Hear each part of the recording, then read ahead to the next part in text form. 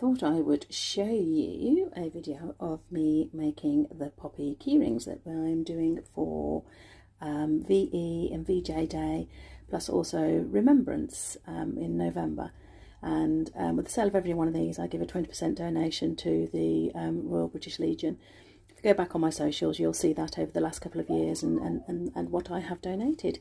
So it is going to make a bit of a noise. It is done underwater for those of you that don't know about sort of glass. And here we go.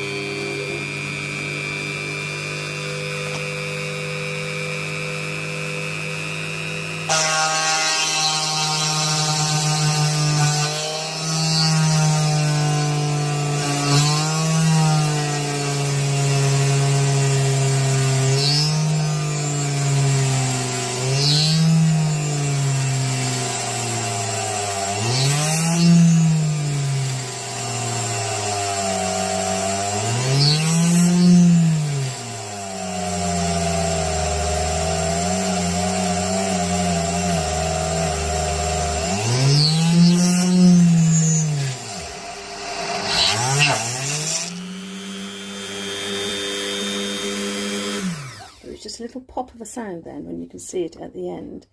And there we go. One hole drilled.